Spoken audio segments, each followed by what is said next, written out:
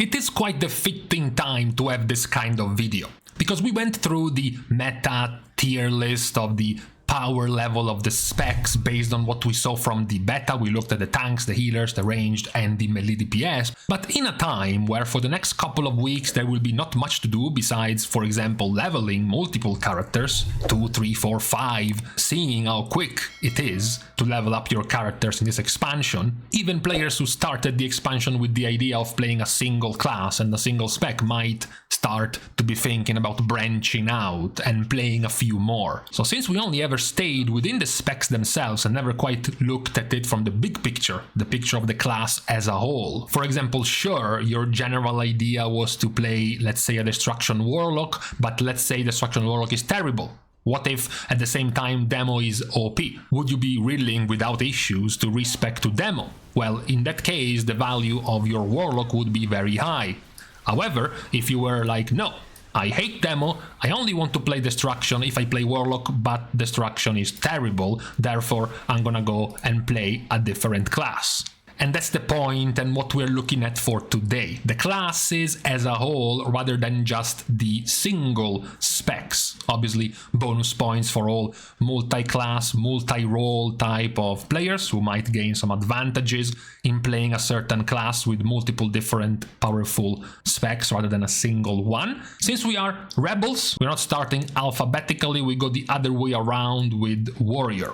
So warrior is quite solid. It warrants one tier above the middle of the pack because right now arms warrior and fury warrior have been simming quite well in single target, quite high. Fury in particular is also quite decent in AoE in Mythic Plus.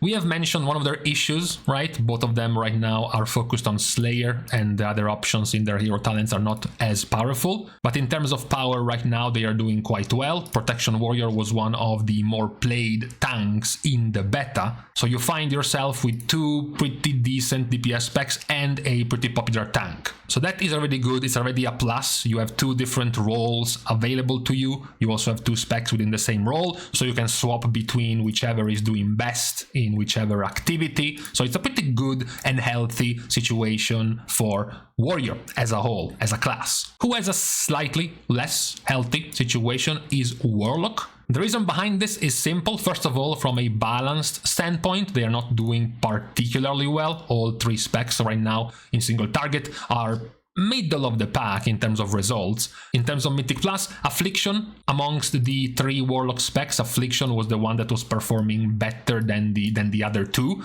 and was the more popular of the other two, but nothing amazing. And they are all part of the same role. This could be both a positive and a negative. Just like if you're playing Rogue or if you're playing Mage, your benefit is simple. Is Destruction terrible? Fine, I'm gonna reroll to Demo. Is Demo also terrible? Fine, I am going to reroll to Affliction. That is a good benefit because, for example, a Shadow Priest cannot do that, a Red Paladin cannot do that, a Windwalker Monk cannot do that, a Demon Hunter cannot do that. If you only want to play ranged or if you only want to play melee, then Shaman cannot do that, then Druid cannot do that. So it is a privilege to be able to do that. However, of course, you also run the risk of three of them being poor at the same time and you not really being able to reroll to anything else because they are all ranged DPS. You cannot say, like one of the specs we mentioned, oh, my DPS spec is weak, I'm just gonna play tank. I'm just gonna play healer. I'm just gonna reroll to something else within my same class. This is not something that rogues or mages or warlocks can do. Either your DPS spec does good DPS or you are screwed. That's why you have the advantage of being able to choose between three of them. However, in this case, since they are a pure DPS class, we have to look them strictly at their current performance. It's not too great at the moment for warlock. They will never go, Warlock in general will never fall to these levels simply because of the things they can bring, from Hellstones to gateways to the massive tankiness they have, etc, etc, but they are not exceptional or anything amazing at the moment. Talking about not being amazing, we have the opposite now, we have Shaman, who is, for now, of these three, by far the best class. That's because at the moment you have Enhancement Shaman doing very well. Yes, similar to Warrior, their other hero talent is kind of dead, but in terms of their performance right now, in single target, they are doing very well. and even in Mythic Plus they are respectable, even better now that they have more help against their capped AoE damage thanks to Tempest. Then you also have Elemental, who has been doing even better off of our fresh and recent new sim for Elemental. Even after their nerfs, their single target is still one of the top 3, top 4 results right now, and they are even stronger in Mythic Plus. So that's very good for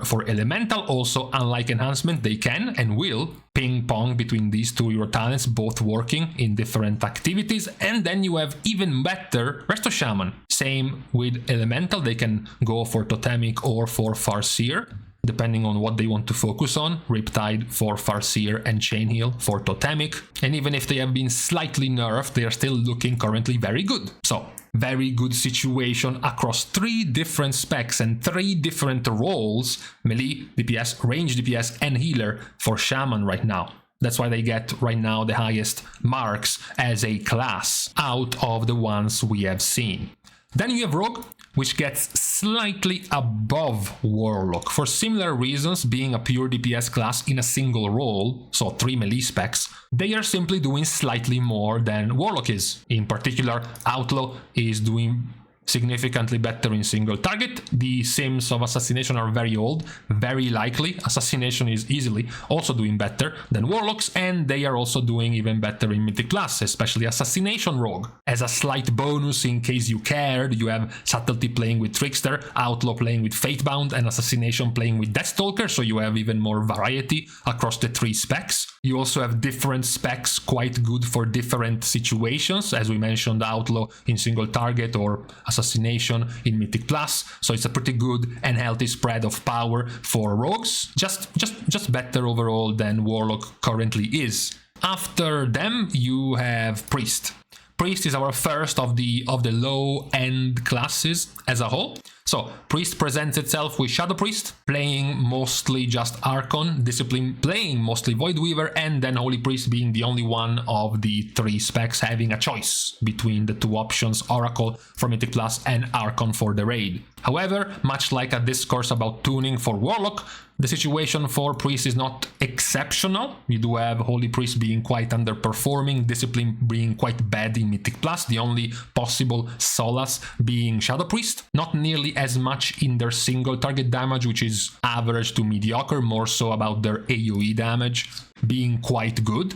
It's just that, again, we are not making a tier list based on the specs, where, if you remember, we did put Shadow Priest quite high. However, we didn't put Holy Priest or Discipline nearly as high, because their situation is not nearly as good, and that's why the class as a whole gets in there.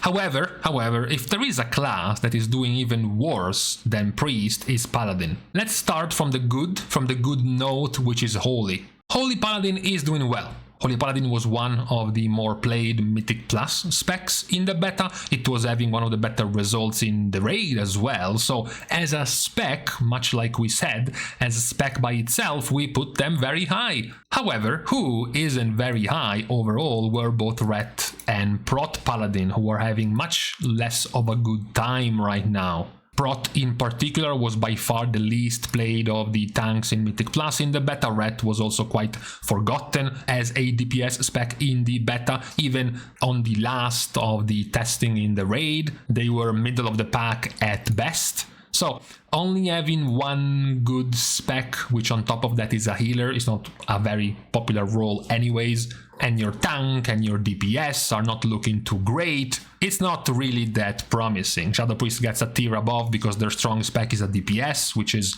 more valuable, and both of their weak specs at the very least are within the same role, whereas Paladin hits both melee, DPS and tank, not doing too well right now. After them, there is Monk. Monk is, again, in a pretty solid, average, middle of the pack.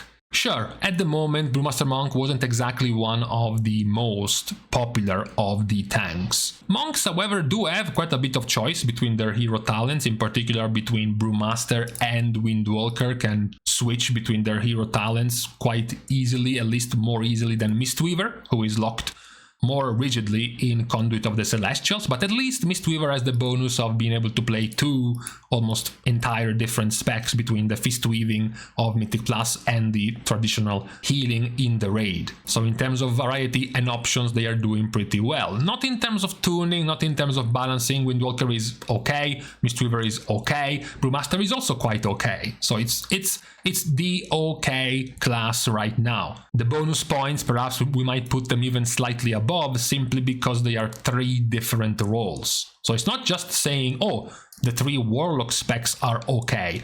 They are all DPS. They are all range DPS. They all do the same thing. You have a tank, you have a healer, and you have a melee DPS. So we can say definitely it's more value to have three decent specs of three different roles for a monk compared to a Warlock. So they deserve to be a tad above the Warlock specs. Now, this will sound like a broken record, of course, as usual, but Mage gets in the S tier, of course. At the moment, currently having, what a surprise, the strongest or highest tuned spec in the beta when it comes to single target sims in Arcane Mage, which is also one of the most played specs in Mythic Plus. At the same time, Frost Mage was also doing quite well. Yes, it wasn't nearly as high as an Arcane Mage, but it was still in the almost top 5 of the results anyways. And then Fire Mage, who has the weakest results across all mages, they are only considered poor because they are fire. They are almost comparable to the ones of the Warlocks, and that's the worst spec of the mages. So that's how well at the moment Mage is doing as a whole as a class. So talking about some safety in being powerful, it is at this point very likely that one of the three Mage specs will be a very meta spec.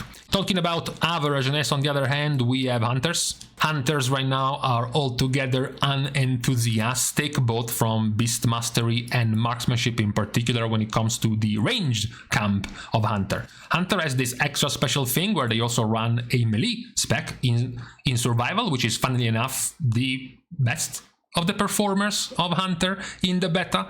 And even then, the results in single target, especially of all three specs, are looking quite good, slightly above average compared to the rest. You know, thinking about it, I just mentioned it should never be below B because it's always useful, but looking at the current tuning of practically most of the other DPS, Warlock doesn't even deserve to be in here. If we are purely talking about tuning, because we are talking about a pure DPS class, so practically that's all you're going to care about, then at the moment Hunters are just outperforming Warlocks. And they have the slightly added benefit, the slightly added perk of having ranged and melee specs in the same class. After them, you have Evoker.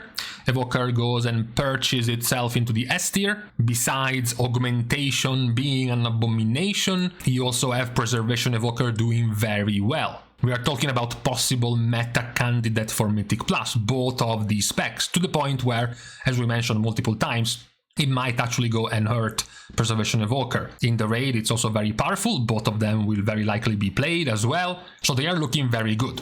However, we cannot forget Devastation. So, because the state of Devastation compared to how Augmentation is, and also because of how, you know, some DPS just don't like the playstyle of Augmentation, so if their option was just Devastation, then it would be worse for them. So it doesn't quite strike all the boxes to get into the S tier. And again, yes, it's Augmentation's fault. Then we have Druid. So Druid loses quite a lot if you are a DPS enjoyer. Druid depends quite a bit. Generally speaking, we would put them here.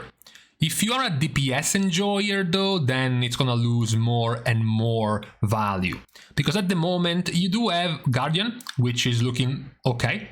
It's looking quite fine in Mythic Plus. They were a pretty played tank spec actually in Mythic Plus, together with Resto Druid, who is primed for being a very good Mythic Plus spec and an average okay raid spec. So you already have two different specs of two different roles being quite good. The problem is the other half. It's Feral and Balance. So their performance right now does not warrant any kind of excitement based on their results, in particular Balanced Druid looking terrible, so they can't go higher than this. They have two good specs, okay, but the other two right now have way more issues, and they are also DPS, which are the most popular of the roles. So we can't expect any more than this. Now, an S tier class, perhaps by cheating, is Demon Hunter. That's because they do have two very good, very powerful specs, possibly becoming meta just like Evoker can, except Evoker has a third spec, which is not nearly as good. And they don't. They just have two.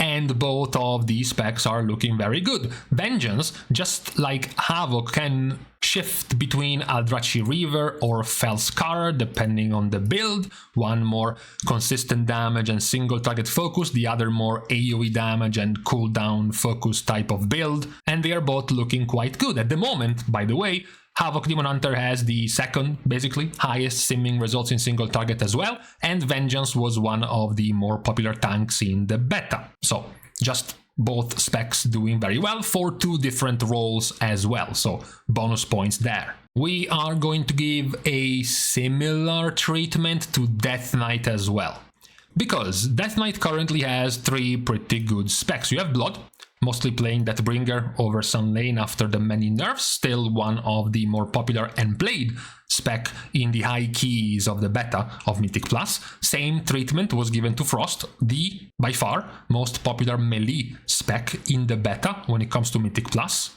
And then you have Unholy, which sure was trailing behind Frost in popularity in Mythic Plus because Frost was far outperforming Unholy, but Unholy does have pretty respectable, pretty good single target sims right now in terms of damage, so they might not be better in Mythic Plus, but they might be better for the raid. For multi-spec, multi-role kind of players, this could be quite good. You know, play your Mythic Plus as Frost, play your raid as an Unholy, and on top of that, if you want, you still have a pretty good tank. So overall, it's in a pretty healthy situation as a class as a whole. So that's how we would paint the situation of the classes so far, based on a mix of the tuning of all of the specs within the class, a mix of just how much variety and how many options are you offered in the class. Do you have powerful or good specs in different roles, so you can swap between melee DPS to range DPS to tank, or do you have multiple specs powerful but only in a single role, etc, etc. And this is so far the result, based on the tuning of Blizzard across all of these classes. Just in case players were a bit more focused on just choosing a class as a package rather than just being interested in the specific spec in the meta. So this is what we have so far on this Monday as far as classes are concerned, rather than the single individual specs. So for today, it is now time once again to leave each other. We're starting with the goodbyes, of course, and the thanks for having watched the video, as well as for supporting completely for free by liking and commenting down below, as well as subscribing to the channel itself. Now, with these things out of the way, thank you guys again for watching. See you guys tomorrow, and in the meantime, just a few more days of this heat, and then it will all be over. Just, you know, like 5 days.